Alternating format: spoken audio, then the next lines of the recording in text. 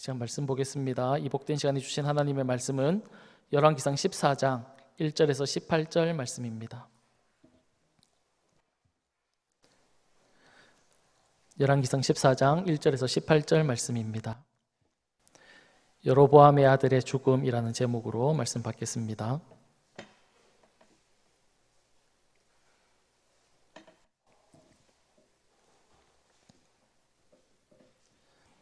열왕기상 14장 1절부터 18절 말씀입니다. 한 절씩 교독하겠습니다. 그때에 여로보암의 아들 아비야가 병든지라. 여로보암이 자기 아내에게 이르되 청하건대 일어나 변장하여 사람들이 그대가 여로보암의 아내임을 알지 못하게 하고 실로로 가라. 거기 선지자 아히야가 있나니 그는 이전에 내가 이 백성의 왕이 될 것을 내게 말한 사람이니라. 그대의 손에 떡 10개와 과자와 꿀 한 병을 가지고 그에게로 가라. 그가 그대에게 이 아이가 어떻게 될지를 알게 하리라. 여로보암의 아내가 그대로 하여 일어나 실로로 가서 아히야의 집에 이르니 아히야는 나이가 많아 눈이 어두워 보지 못하더라.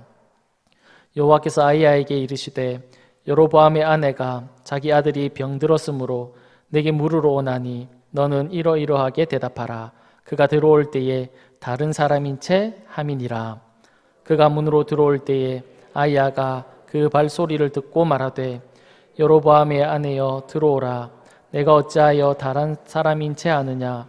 내가 명령을 받아 흉한 일을 내게 전하리니 가서 여로보암에게 말하라. 이스라엘의 하나님 여호와의 말씀이 내가 너를 백성 중에서 들어 내 백성 이스라엘의 주권자가 되게 하고 나라를 다윗의 집에서 찢어내어 내게 주었거늘 너는 내 종 다윗이 내 명령을 지켜 전심으로 나를 따르며 나 보기에 정직한 일만 행하였음과 같이 아니하고 내 이전 사람들보다 더 악을 행하고 가서 너를 위하여 다른 신을 만들며 우상을 부어 만들어 나를 노엽게 하고 나를 내 등 뒤에 버렸도다.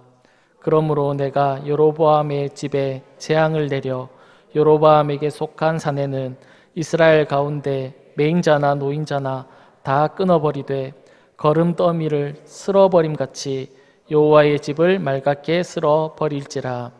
여로보암에게 속한 자가 성읍에서 죽은즉 개가 먹고 들에서 죽은즉 공중의 새가 먹으리니 이는 여호와께서 말씀하셨음이니라 하셨나니 너는 일어나 내 집으로 가라. 내 발이 성읍에 들어갈 때에 그 아이가 죽을지라. 온 이스라엘이 그를 위하여 슬퍼하며 장사하려니와 여로보암에게 속한 자는 오직 이 아이만 묘실에 들어가리니 이는 여로보암의 집 가운데서 그가 이스라엘의 하나님 여호와를 향하여 선한 뜻을 품었음이니라. 여호와께서 이스라엘을 위하여 한 왕을 일으키신즉 그가 그날에 여로보암의 집을 끊어버리라. 언제냐 하니 곧 이제라. 여호와께서 이스라엘을 쳐서 물에서 흔들리는 갈대같이 되게 하시고 이스라엘을 그 조상들에게 주신 이 좋은 땅에서 뽑아 그들을 강 너머로 흩으시리니 그들이 아세라상을 만들어 여호와를 진노하게 하였음이니라. 여호와께서 여로보암의 죄로 말미암아 이스라엘을 버리시리니 이는 그도 범죄하고 이스라엘로 범죄하게 하였음이니라 하니라. 여로보암의 아내가 일어나 디르사로 돌아가서 집 문지방에 이를 때에 그 아이가 죽은지라. 온 이스라엘이 그를 장사하고 그를 위하여 슬퍼하니 여호와께서 그의 종 선지자 아히야를 통하여 하신 말씀과 같이 되었더라. 아멘. 어느 날 식구들이 모여서 저녁 식사를 하고 있었다고 합니다. 그때 손자가 할머니를 이렇게 마주보고 식사를 했는데 갑자기 손자가 할머니를 향해서 소리를 쳤습니다. 그때 할머니는 식사 중에 이렇게 호들갑을 떠는 게 아니다라고 그렇게 얘기하면서 손자를 점잖게 꾸짖었습니다. 그리고는 밥을 조용히 먹어야 한다, 호들갑 떨면 안 된다, 그렇게 얘기하면서 손자를 타일렀답니다. 그러자 손자는 그래도 급한 일이라고 할머니에게 말을 하려고 하는데 할머니는 자꾸만 밥을 다 먹고 나서 이야기를 하자라고 이렇게 말을 하면서 손자의 말을 이렇게 끊었다고 합니다. 결국 아무 말 없이 식사를 다 마쳤습니다. 그러자 할머니께서 손자에게 물었습니다. 아까 하려고 했던 말이 무엇이냐 그렇게 물으니까 손자가 힘이 다 빠진 목소리로 할머니한테 이렇게 얘기했습니다. 이미 늦었어요, 할머니. 그렇게 대답했답니다. 이미 늦었다니 무엇이 늦었냐고 할머니가 묻자 손자가 이렇게 대답을 했답니다. 할머니 국에 파리가 빠졌는데 이미 그 파리는 할머니 뱃속에 들어갔어요. 이렇게 얘기를 했다는 겁니다. 할머니가 파리를 이렇게 먹을까봐 손자가 얘기해 주려고 하는데 할머니는 자꾸 말을 하지 못하도록 막았다라는 거죠. 기회가 있었지만 손자가 말하지 못하도록 막는 바람에 할머니는 파리를 먹은 겁니다. 기회가 주어졌을 때 잡아야 한다는 것이죠. 오늘은 이 기회에 대해서 말씀을 조금 나누려고 합니다. 우리는 계속해서 열왕기상의 말씀을 보고 있습니다. 특별히 북이스라엘의 왕인 여로보암에 대해서 우리가 말씀을 나누고 있는데요. 여로보암은 하나님의 말씀 앞에 순종하기보다는 불순종하고 하나님의 뜻을 거스르는 그런 삶을 살아왔습니다. 그러기에 그의 삶이 어떠했습니까? 위기가 있었고 그리고 오늘 본문에서는 아들이 죽는 그런 상황을 성경이 기록하고 있다는 겁니다. 오늘 본문의 내용을 통해서 우리에게 주시는 하나님의 메시지가 어떤 것인지 생각해 보려고 하는데 사실 우리가 1절부터 18절까지 긴 본문을 우리가 읽지 않았습니까? 그런데 딱 한 가지 메시지를 여러분에게 전하려고 합니다. 조금 아쉽지만 한 가지의 메시지를 전하려고 합니다. 그것은 하나님은 우리에게 계속해서 기회를 주고 계신다라는 사실입니다. 하나님은 우리에게 계속해서 기회를 주시고 있습니다. 사실 우리는 지금 다 하나님을 믿고 주님을 우리의 마음 가운데 모시고 계시기 때문에 이런 우리에게도 하나님의 말씀대로 살아갈 수 있는 그런 기회를 우리에게 계속해서 주고 계십니다. 또한 마찬가지로 예수 안 믿는 사람들이 있지 않습니까? 예수 믿었으면 좋겠다라는 그런 생각을 가지고 있는 분들이 여러분들의 마음 가운데 한두 분, 이렇게 여러 분 있을 수 있지 않습니까? 그런 사람에게도 하나님은 계속해서 어떻게 하고 계실까요? 기회를 주고 계신다라는 사실입니다. 하나님은 우리에게 예수를 믿는 사람에게도 기회를 주시고 예수를 믿지 않는 사람에게도 기회를 계속해서 주고 계신다라는 그 사실을 오늘 여러분과 나누려고 합니다. 죄에 대한 심판은 있다고 여러분들에게 여러 번 말씀드렸습니다. 아담과 하가 범죄함으로 말미암아 그들은 에덴 동산에서 쫓겨났습니다. 범죄함으로 하나님 말씀을 어김으로 에덴 동산에서 쫓겨났습니다. 노아 시대에는 사람들의 죄악이 얼마나 극심했는지 하나님이 어떻게 하셨습니까? 다 쓸어버렸습니다. 죄를 심판하신 것입니다. 하나님은 죄에 대해서 간과하지 않는 그런 성품 그리고 그런 모습을 우리가 성경을 통해서 볼 수 있다는 겁니다. 그런 주님께서 여로보암에게 오늘 본문에서 어떻게 하셨냐면 아들이 아프게 했습니다. 병에 걸리도록 하나님이 하셨다라는 겁니다. 1절 말씀 우리 같이 읽어보면 좋겠습니다. 시작. 그때에 여로보암의 아들 아비야가 병든지라. 아멘. 여로보암의 아들이 병들었다 말씀하는데 그 병들었을 때가 언제냐면 그때에라고 표현을 하고 있습니다. 그때에 여로보암의 아들이 병이 들었다는 겁니다. 그때는 언제입니까? 여로보암이 하나님 앞에서 죄를 범할 때입니다. 여로보암이 하나님 앞에서 죄를 범할 때 어떤 죄를 지었는지 여러분에게 여러 번 말씀을 드려서 알고 계시겠지만 여로보암은 이 북이스라엘 백성들로 하여금 우상 숭배에 빠지도록 했던 그런 장본인이었습니다. 북이스라엘 남쪽과 끝쪽에 금송아지를 세워서 이스라엘 백성들로 하여금 그것을 섬기도록 했던 사람이 바로 여로보암입니다. 왜 그렇게 했냐면 잘 알고 계시겠지만 이스라엘 백성들은 1년에 3번 예루살렘에 가서 하나님 앞에 제사를 드려야 했습니다. 그런데 그 예루살렘을 가려고 하면 남유다로 넘어가야 된다고 말씀을 드렸죠. 그렇게 남유다로 넘어가서 이렇게 계속 왔다 갔다 하다 보면 자신의 백성, 북이스라엘 백성들이 다 남유다로 넘어가 버릴 것 같은 그런 불안한 마음이 있었던 겁니다. 그래서 남유다로 넘어가지 못하도록 자신의 나라의 남쪽과 끝쪽 끝부분에 이 금송아지를 만들어 놓고 이스라엘 백성들로 하여금 제사를 지내게 했던 것입니다. 그리고 제사장들을 세우는데 레위 사람이 아니라 일반 사람들을 세워서 제사를 지내게 했습니다. 절기도 마음대로 바꿔서 지냈습니다. 그런 잘못을 저질렀습니다. 이런 죄를 짓고 있는 그때에, 여로보암이 이런 잘못을 하고 있는 그때에 자신의 아들이 병이 걸렸다라고 그렇게 말씀합니다.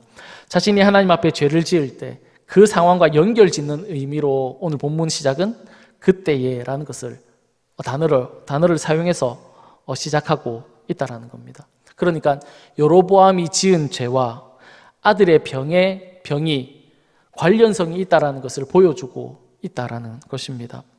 또한 아들이 병이 걸린 시기가 언제냐면 우리가 앞에서 이렇게 살펴보았는데 남유다에서 이름 없는 한 선지자가 여로보암을 찾아왔습니다. 왜 찾아왔냐면 여로보암의 잘못에 대해서 하나님의 말씀을 전하기 위해서 그가 찾아왔습니다. 그리고는 자신이 전하는 메시지가 하나님의 뜻이다라는 것을 보여주기 위해서 징조도 보여줬습니다. 이에 여로보암은 그 선지자를 집으로 초청하려고 했습니다. 그런데 선지자는 하나님이 이곳에서는 떡도 먹지 말고 물도 마시지 말라고 하면서 왕이 이렇게 요구하는 그 요구에 거절하고는 그 왕을 떠나가게 됩니다. 그런데 늙은 선지자한테 속아서 하나님의 말씀을 어기게 됩니다. 그 결과 사자에 찢겨서 그 선지자는 죽임을 당했습니다. 이런 모습을 보면서 여로보암은 하나님의 뜻을 들었습니다. 그리고 또 하나님의 말씀을 어기는 자의 모습도 여로보암은 들었습니다. 그런데 여로보암이 어떻게 했습니까? 하나님의 뜻도 들었고 또 하나님의 말씀을 어기는 선지자가 죽었다라는 그 소식도 들었습니다. 그런데 여로보암은 어떻게 했습니까? 자신의 잘못에서 돌아섰을까요? 돌아서지 않았을까요?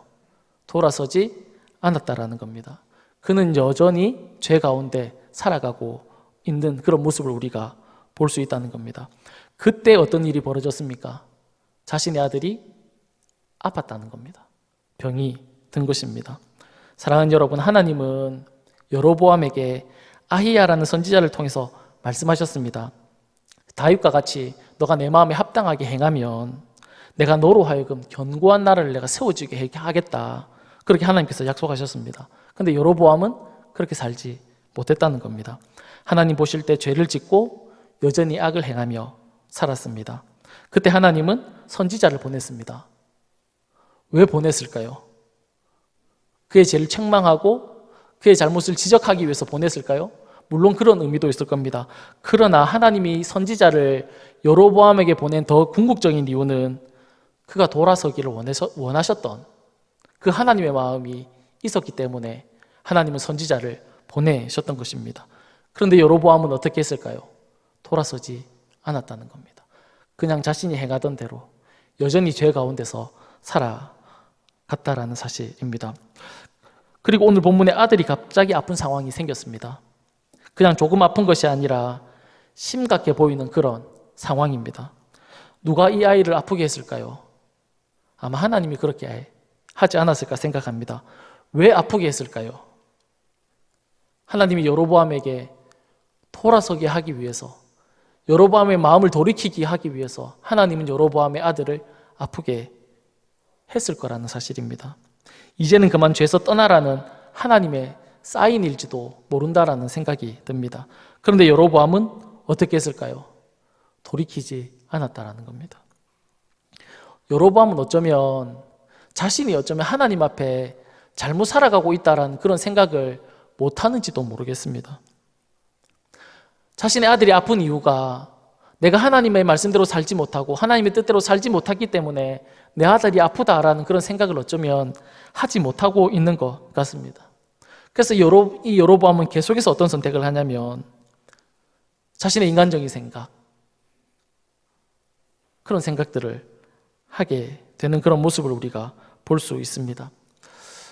오늘 본문에 보면 자기 아이가 아픕니다. 그래서 이 여로보암이 했던 선택은 무엇이냐면 이 아이가 어떻게 될 건지를 선지자를 찾아가는 그런 모습을 우리가 볼 수 있습니다. 여로보암은 계속해서 잘못된 그런 선택, 잘못된 모습을 보여주고 있습니다. 아이가 아픈 것을 보고 전혀 신앙적이지 못한 그런 모습, 지극히 인간다운 그런 모습을 우리가 볼 수 있다라는 것입니다. 여로보암은 왕이 된 이후 계속적으로 인간적인 생각, 인간적인 선택을 하고 있다는 사실입니다. 왕이 된 이후에 남쪽과 북쪽에 금송아지를 세웠다라고 그렇게 말씀을 드렸습니다. 왜 그쪽에 남쪽과 북쪽에 금송아지를 세웠을까요? 그것은 자신의 백성이 제사 지낸다고 남유다로 넘어가면 왔다 갔다를 계속 하다 보면 그들이 다 나를 죽이고 다 넘어가서 자신 혼자 그렇게 될 것이라는 생각을 했다는 겁니다. 스스로 생각할 때 이 북이스라엘 백성들이 남유다로 넘어가면 그들이 다 그쪽으로 다 넘어가게 될 것이고 결국 그들이 나를 죽이게 될 것이다라는 그런 생각을 했다라는 겁니다. 열왕기상 12장 26절에서 27절 말씀인데 이 말씀 제가 읽어드리겠습니다. 그의 마음에, 이 그는 여로보암을 얘기합니다. 그의 마음에 스스로 이르기를 나라가 이제 다윗의 집으로 돌아가리로다. 만일 이 백성이 예루살렘에 있는 여호와의 성전에 제사를 드리고자 하여 올라가면 이 백성의 마음이 유다 왕된 그들의 주 르호보암에게로 돌아가서 나를 죽이고 유다의 왕 르호보암에게로 돌아가리로다 하고 그렇게 말씀하고 있는 겁니다. 이 여로보암의 마음에는 이스라엘 백성들이 다 돌아갈 것 같은데 그게 누구 생각이었냐면 자기 생각이었다는 겁니다. 그 자기 생각에 사로잡힌 그가 내린 결론, 그의 계획이 무엇이었냐면 금송아지를 만드는 것이었다는 겁니다. 자신이 살아남기 위해서, 자신의 나라를 지키기 위해서 했던 선택은 금송아지를 만드는 지극히 자기 개인적인 그런 생각으로 그렇게 했다라는 겁니다. 오늘 본문에서도 보면 똑같은 선택을 합니다. 자신의 아들이 아프니까 어떻게 합니까? 스스로 꾀를 냅니다. 그 꾀가 무엇이냐면 아내를 변장시켜서 아이야라는 선지자, 자신이 왕이 될 것이라고 얘기했던 그 선지자를 찾아가서 이 아이가 어떻게 될 건지를 물어보는 그런 꾀를 내었다라는 겁니다. 하나님의 의도는 그가 돌아서는 거였거든요. 다시 하나님께로 돌아오는 거였는데 그는 계속해서 어떤 선택을 하냐면 자신의 생각, 자신의 꾀, 자신의 계획을 쫓아 살아가는 그런 모습을 우리가 볼 수 있다는 겁니다. 오늘 본문과 비슷한 상황을 겪었던 다윗이 있지 않습니까? 그 다윗은 어떻게 했냐면 사무엘하 12장 15절에서 17절에 보면 이렇게 기록하고 있습니다. 우리 다 같이 읽으면 좋겠습니다. 시작. 나단이 자기 집으로 돌아가니라. 우리아의 아내가 다윗에게 낳은 아이를 여호와께서 치심에 심히 앓는지라.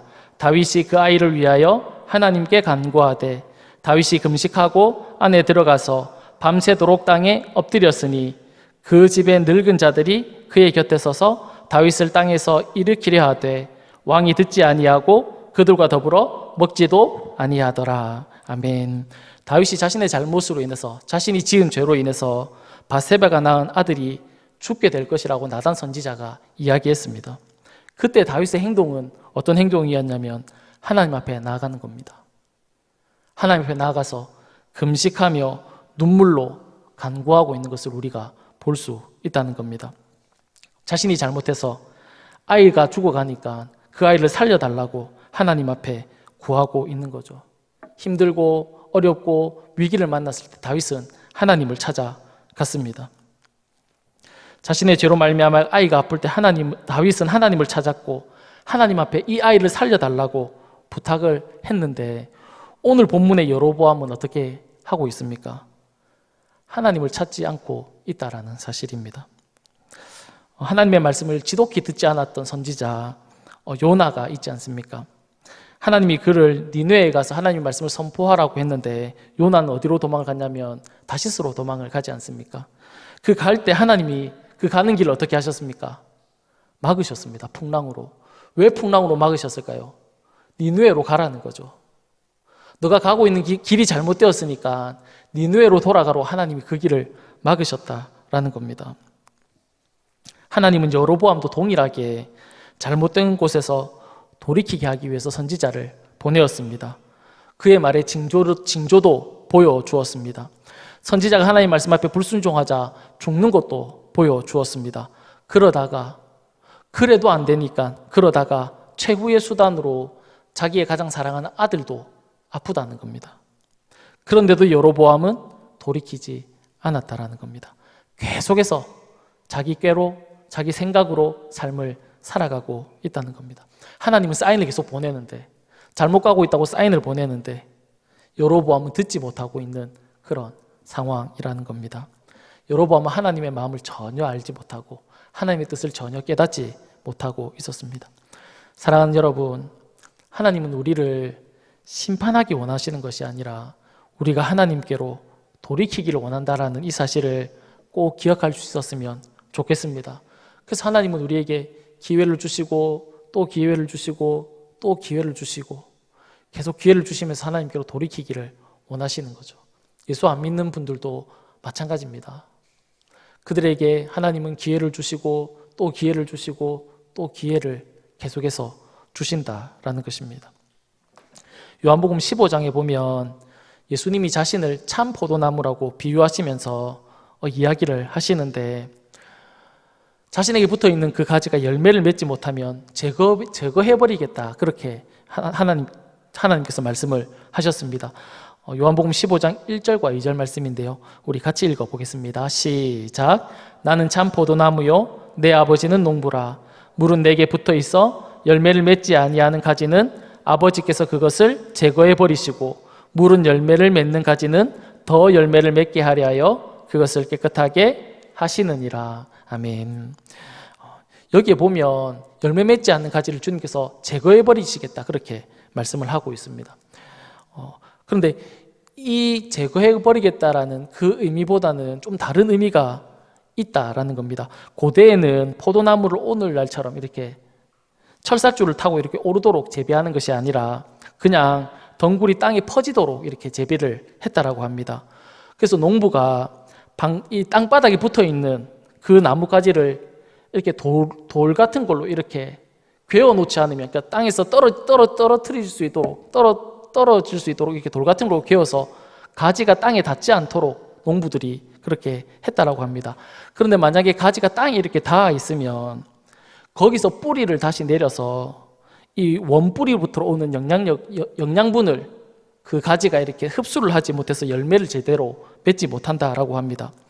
그런데 2절에 보면 열매 맺지 못하는 나무 가지를 제거해버리시겠다, 그렇게 말씀하고 있는데, 이 제거해버린다는 말을 헬라어로 보면 아이로라는 단어인데, 이 단어는 제거해버린다라는 뜻도 있지만 어떤 뜻이 있냐면 들어준다라는 뜻도 있습니다. 그러니까 농부가 그 땅에 붙어있는 가지를 들어주는 겁니다. 이렇게 들어서 어떻게 해주겠다는 겁니까? 원뿌리로부터 영양분을 공급받게 해서 열매를 맺을 수 있도록 다시 기회를 주신다라는 것이죠. 하나님은 우리가 하나님의 뜻대로 살아가지 못할 때 하나님의 말씀대로 살아갈 수 있도록 여러 가지 방법을 주신다라는 겁니다. 계속해서 기회를 주신다라는 겁니다. 말씀을 통해서 하나님께서 말씀하실 때도 있죠. 그리고 우리가 찬양을 할 때도 하나님의 말씀, 하나님의 음성, 하나님의 마음을 깨달을 수도 있다라는 겁니다. 사람을 통해서, 사람이 얘기하는 그 이야기를 통해서 우리는 하나님의 뜻을 알 수도 있습니다. 기도를 통해서 하나님의 말씀을, 하나님의 뜻을 우리가 깨달을 수도 있다라는 겁니다. 하나님은 계속해서 우리에게 말씀하시지만 우리가 하나님의 뜻을 깨닫지 못하고 알지 못하면 결국 하나님은 어떻게 하십니까? 오늘 본문에 보면 삶의 어려움을 줘서라도, 자신의 아들을 아프게 해서라도, 삶의 어려움을 줘서라도 하나님은 우리가 깨닫기를 원하고 돌아서게 하시기를 원한다라는 것입니다. 물론 우리의 삶 가운데 일어나는 모든 어려움들, 모든 환난들이 다 하나님의 심판이고 우리의 잘못에 대한 징계라고 얘기할 수는 없습니다. 왜냐하면 다 그런 게 아니거든요. 대표적으로 우리가 욥을 보면 알 수 있지 않습니까? 자신의 잘못으로 일어나는 그런 환난들이 아니었거든요. 우리에게 일어나는 모든 일들이, 모든 어려움들이 다 나의 잘못이고 하나님에 대한 징계라고 표현할 수는 없지만, 혹시 우리의 삶 가운데 어려움이 오면, 내 삶에 위기가 오면 우리 자신을 하나님 앞에 한번 세워볼 필요는 있다라는 겁니다. 나의 삶의 모습을 한번 되돌아보아야 한다라는 것입니다. 오늘 말씀을 쭉 읽으면서 본문을 읽고 또 읽으면서 생각났던 말씀을 나누고 말씀을 정리하려고 합니다. 누가복음 14장에 보면 예수님께서 천국 잔치를 준비해 놓고 많은 사람들을 초대하셨습니다. 그런데 초대받았던 손님들이 일제히 다 사양합니다. 밭을 사서 밭에 가봐야 한다고 사양하는 사람도 있고, 소를 샀는데 그 소를 시험해봐야 한다고 거절했던 사람도 있습니다. 그리고 장가 들어서 가지 못한다라고 얘기했던 사람도 있습니다.